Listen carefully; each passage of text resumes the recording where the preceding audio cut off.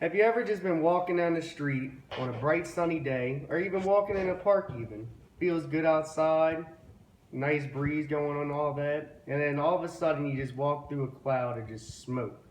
And it's not your own smoke, it's not like you wanted to walk through it, but it was just there. I mean, you can't stop people from smoking. I mean, there's other things you can do. And I mean, secondhand smoke, for instance, I mean, it's not just about feeling bad or walk or smelling bad or anything like that. It's about it has some serious health effects. I mean, for instance, in the past 100 years, there's been about 2.5 million deaths just from secondhand smoke alone. That's not including people that are just smoking and all that. It all comes down to heart disease and all the different kinds of diseases that smoking gives to you. And it's not like it's any surprise. Everyone knows it's bad for you. Even like as soon as you open a pack, you have to read a Surgeon General warning that tells you it's bad for you.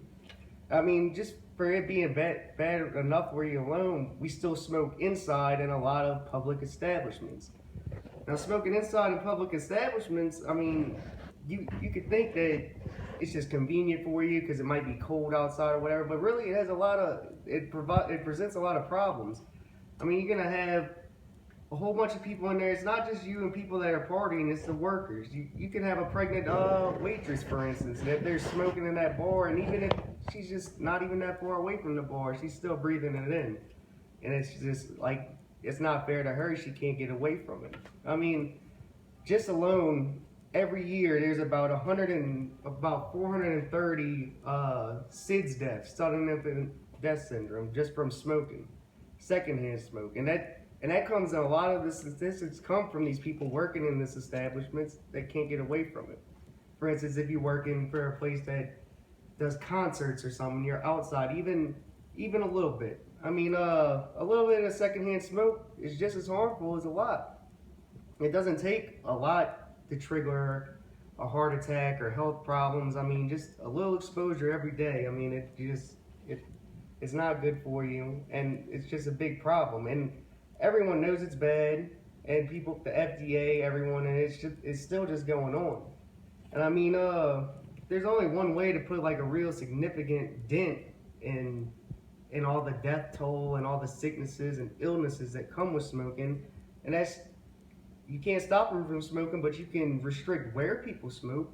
So I mean, if like for instance, Southeastern, they made their campus non-smoking about probably 2 or 3 years ago. I want to say about two, and I was a freshman when I first went there, and you couldn't even walk on campus without getting smoke in your face. Like everyone was smoking at every corner. Doesn't matter if you were trying to go to the library, to class.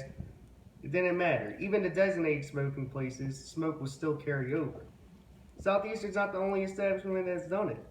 Look in New Orleans with Bourbon Street.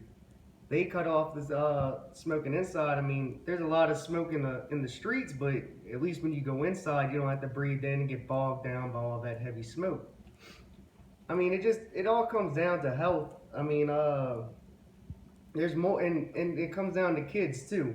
I mean, there's 24 million kids. Like 37% of our population is exposed to secondhand smoke.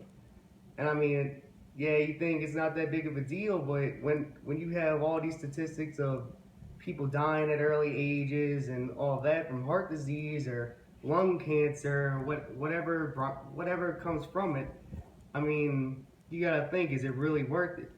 And I know that smoking in the bars is convenient for some people, and it might feel good to do, and it might seem okay just because we're used to the social norm of it. But in actuality, it's not okay. Like you're causing more deaths, a lot more people are dying, and it doesn't make sense, especially that we know so much about it. Like how many more tests and evidence do you have to have that secondhand smoke, not even regular smoke, is bad for you? And it's gonna come. It doesn't matter if it comes with a petition or what. People just need to come together and really put their foot down and stop being okay with it. Because as soon as you're okay with it and you embrace it and you think it's normal, nothing's ever gonna change. And that's what's happening now. They have a lot of establishments like Southeastern, Bourbon Street, casinos, a lot of places like that. They all banned it too.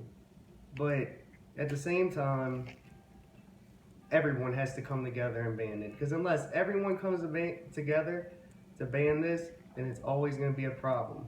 The death numbers will be rising, and we could just live better, healthier, younger, and more fulfilled lives as long as just smoking outside instead of inside. I mean, it would just help just decrease the amount of sicknesses and deaths that come along with it. And thank y'all for your time, and I hope this really impacted you in some kind of way. And on my last note, I want to leave that just because social norms like smoking, walking through smoke is a normal thing for everybody, doesn't mean that we should have to put up with it. Even if you smoke, it's still miserable walking through someone else's smoke.